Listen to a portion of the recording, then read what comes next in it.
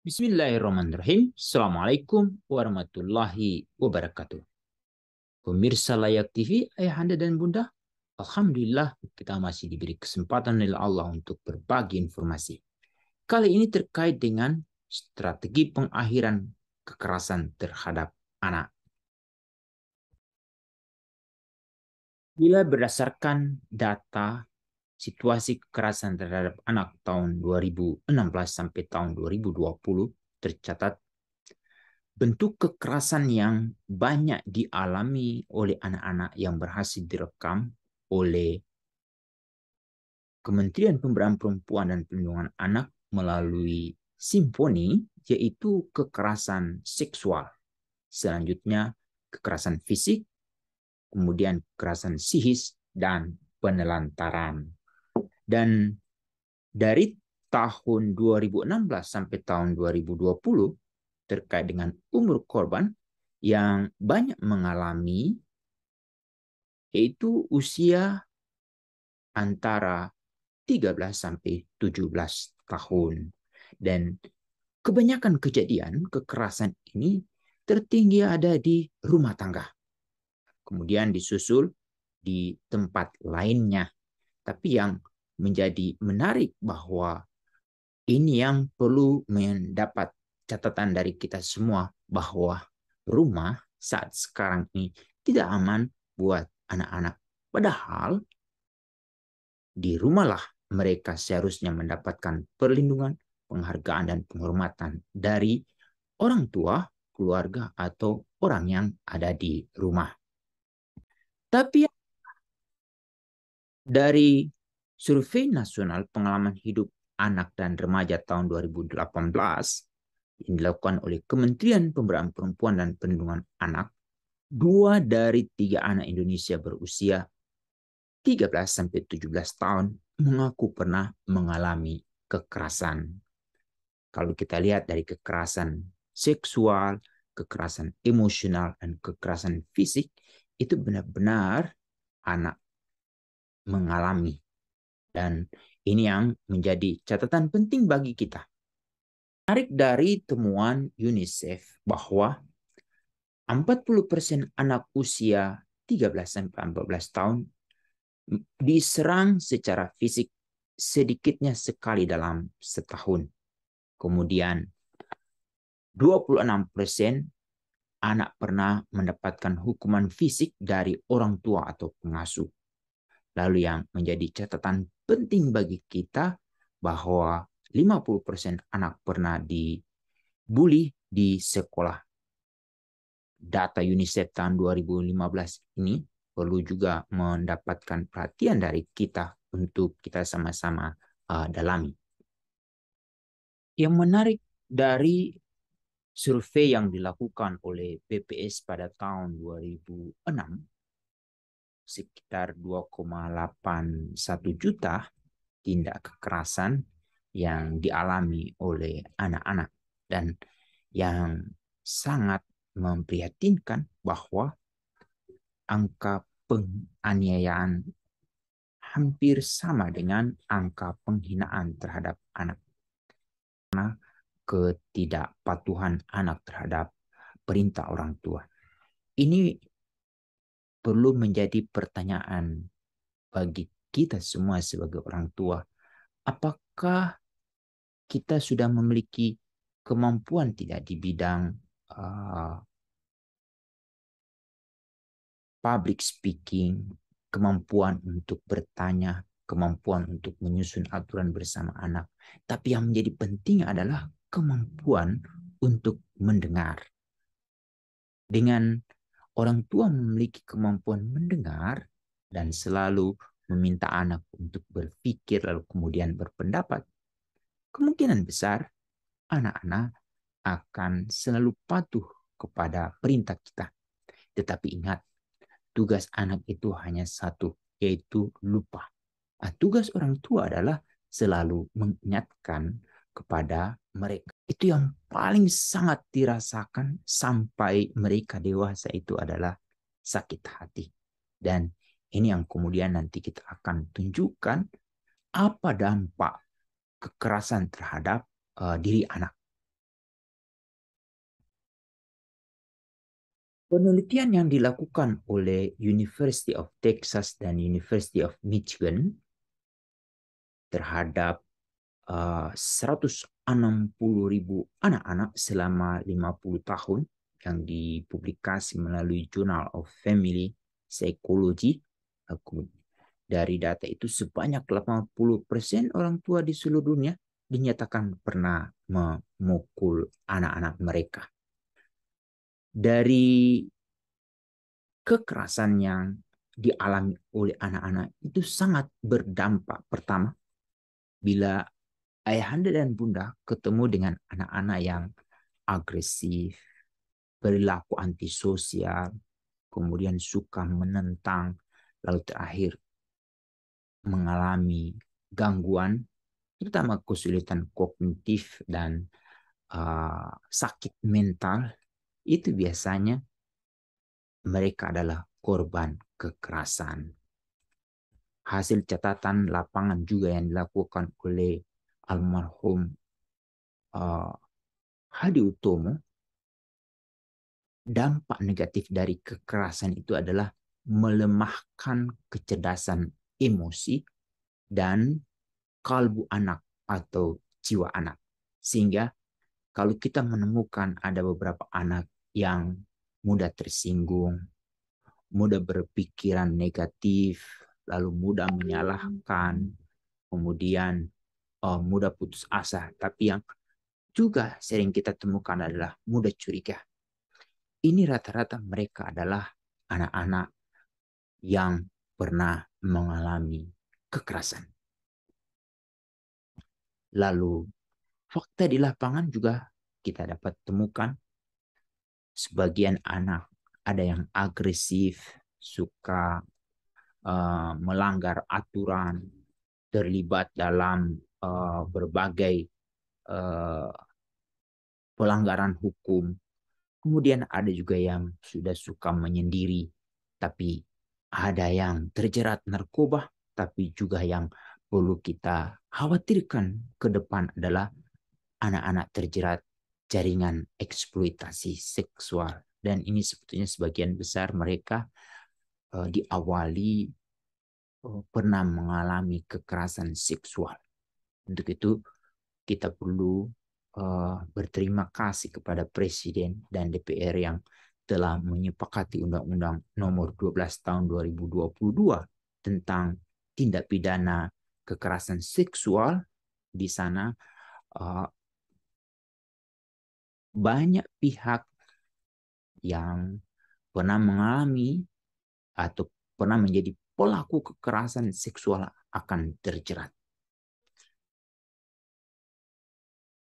Mengapa ini bisa terjadi? Ini pertanyaan sangat penting juga perlu kita dalami bersama-sama. Mengapa anak itu sering mengalami kekerasan, terutama dari ayah atau ibu atau kedua orang tuanya? Ini dikarenakan ketidakmampuan orang tua yang ditandai dengan pengasuhan anak yang disertai dengan kekerasan fisik, mental, seksual, dan penelantaran. Yang kemudian hal ini berdampak negatif pada tumbuh kembang anak mereka. Bentakan itu akan berdampak kepada 1 miliar sel otak anak akan rusak. Sedangkan tindakan kekerasan itu dapat memusnahkan 10 miliar sel otak. Untuk itu, apa yang harus kita lakukan dan apa yang harus kita perhatikan?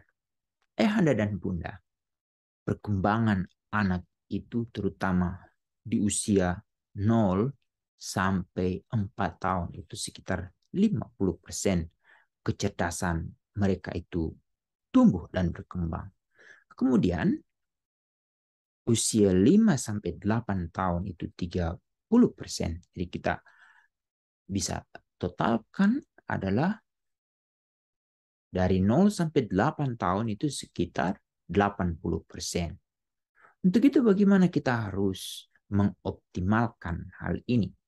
Tiada lain adalah ada satu tuntutan kepada setiap orang tua, terutama ayah dan bunda, harus memiliki kemampuan dalam pengasuhan, pendampingan, pembimbingan terhadap anak mereka dengan nir kekerasan. Apa strategi untuk mengakhiri kekerasan terhadap anak-anak pada masa-masa yang akan datang? Pertama adalah perlu penyediaan kebijakan, kemudian pelaksanaan regulasi dan penegakan hukum. Sebagaimana kita ketahui, kita telah memiliki berbagai perundang-undangan yang terkait dengan anak. Antara lain, Undang-Undang Nomor 23 Tahun 2002 tentang Perlindungan Anak. Kemudian Undang-Undang Nomor 23 Tahun 2004 tentang penghapusan kekerasan dalam rumah tangga.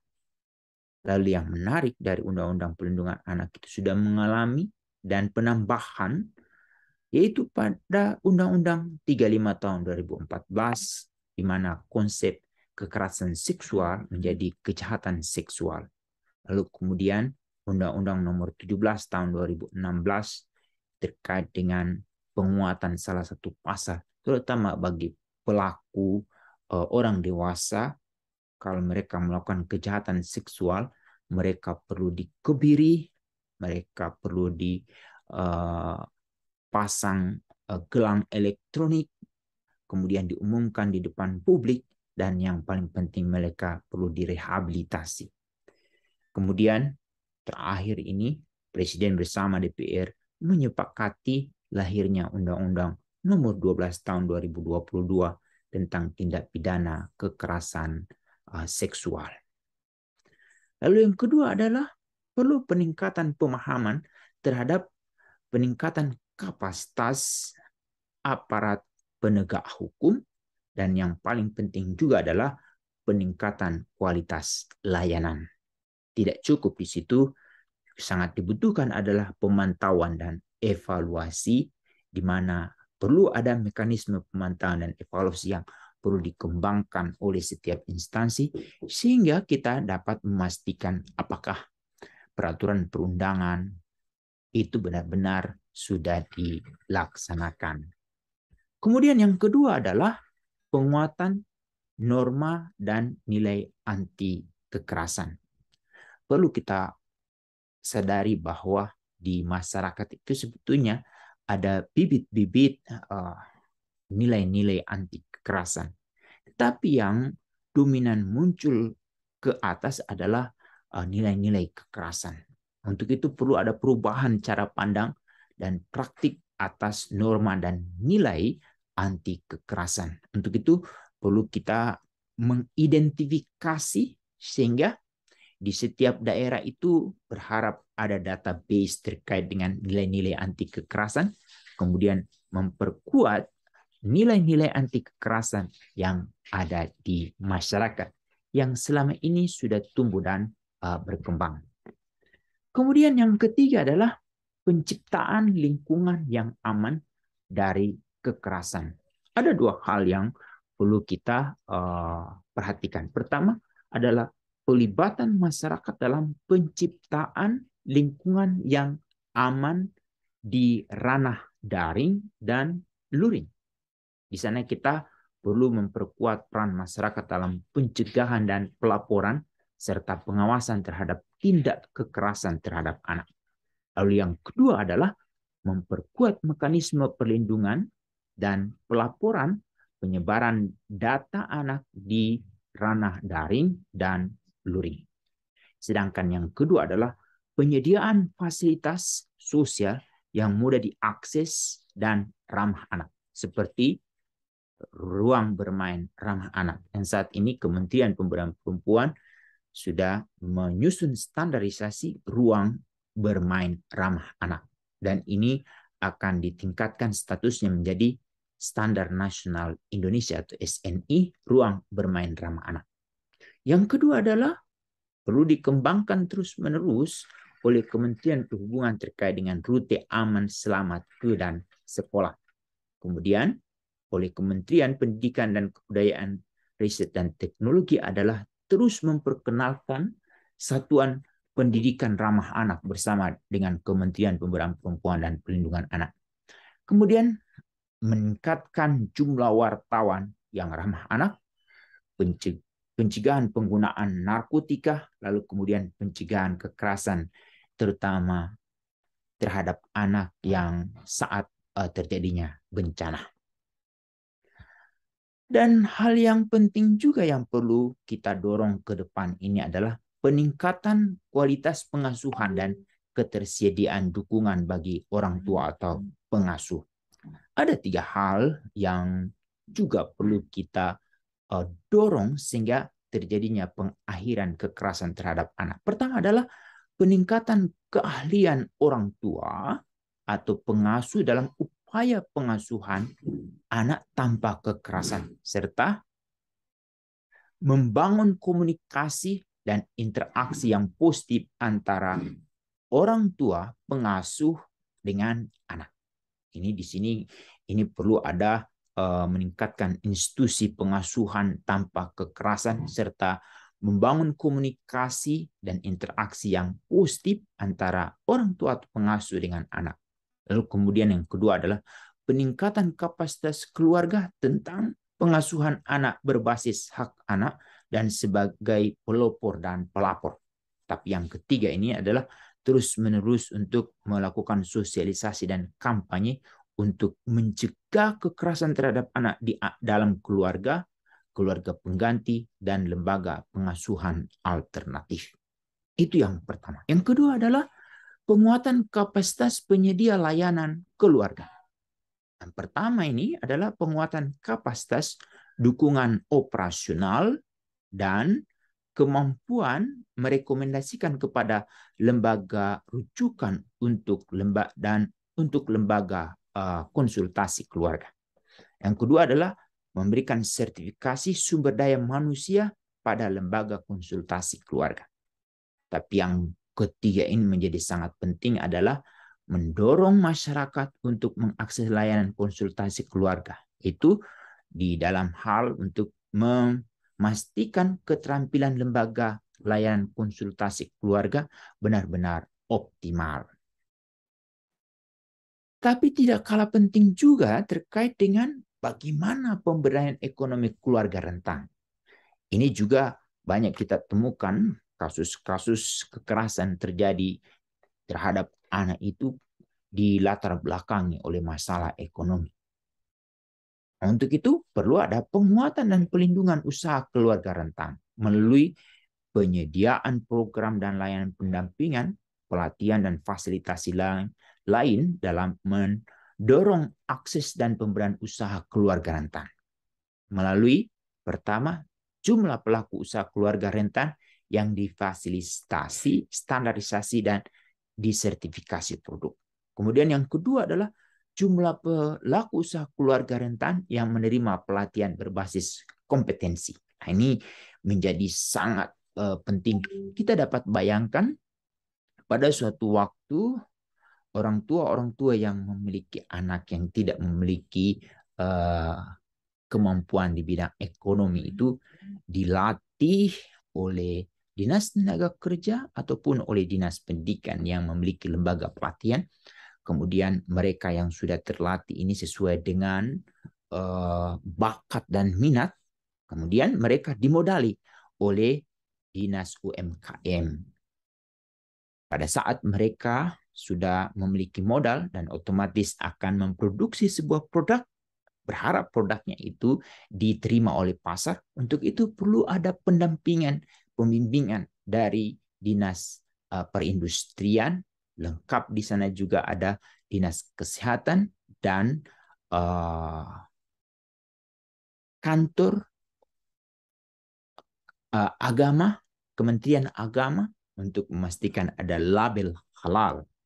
Tapi juga yang tidak kalah penting adalah setelah produk mereka sudah mendapatkan pengemasan dan sudah ada pengakuan dari Dinas Kesehatan, terutama dari BPOM, lalu kemudian dari lembaga halal, ini semakin menguatkan diri mereka. Tapi tidak cukup. Untuk itu perlu ada dukungan dari dinas pasar yang untuk menyediakan showroom-showroom. Lalu kemudian dinas pariwisata yang akan menjadikan tempat-tempat di mana ada produk-produk orang tua itu menjadi tujuan wisata atau menjadi buah tangan dari para wisatawan yang mengunjungi daerah di mana ada orang tua rentan. Lalu yang menjadi penting juga terkait dengan pengakhiran kekerasan terhadap anak ini, perlu ada ketersediaan dan akses layanan terintegrasi. Di mana kita sudah ketahui Kementerian Pemberdayaan Perempuan dan Perlindungan Anak itu telah menyediakan SAPA 129 itu sebagai pintu masuk untuk melakukan pelaporan atau pengaduan. Nanti dari sana Kementerian Pemberdayaan Perempuan dan Perlindungan Anak akan menyebarkan informasi itu ke layanan-layanan UPTD PPA yang ada di setiap daerah dan sesuai dengan apa yang diatur melalui Undang-Undang Nomor 12 Tahun 2022 tentang tindak pidana kekerasan seksual. Berharap 2 tahun setelah undang-undang itu ditandatangani, semua daerah sudah memiliki UPTD PPA.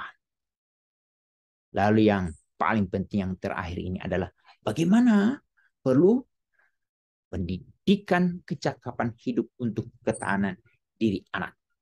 Untuk itu ke depan, di mana anak dipersiapkan secara kuat, matang untuk menghadapi persoalan-persoalan yang ada di kehidupan sehari-hari mereka. Ayahanda dan bunda, sebagaimana kami jelaskan di atas bahwa pengakhiran kekerasan terhadap anak itu menjadi sangat penting. Apa yang harus kita lakukan ke depan?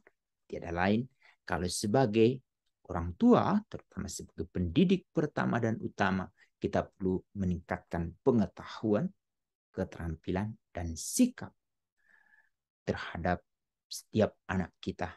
Karena mereka memiliki hak hidup, mereka memiliki harkat dan martabat, dan yang paling penting adalah mereka sebagai manusia, kita sebagai orang tua tidak boleh merendahkan martabat mereka. Berkata saja kepada mereka tidak dibenarkan, apalagi sampai melakukan kekerasan lebih dari itu. Semoga dari penjelasan kami ini sangat bermanfaat dan kami berharap ayahanda dan bunda perlu membaca berbagai peraturan perundangan yang sudah diterbitkan oleh negara dan menjadi penting juga yang terakhir ini dengan adanya Peraturan Presiden Nomor 101 Tahun 2022 tentang Strategi Nasional Penghapusan Kekerasan Terhadap Anak ini menjadi rujukan bagi pemerintah daerah provinsi, bagi pemerintah daerah kabupaten kota, dan organisasi masyarakat untuk memastikan setiap anak yang ada di depan kita adalah anak kita sendiri, hindarkan mereka dari kekerasan.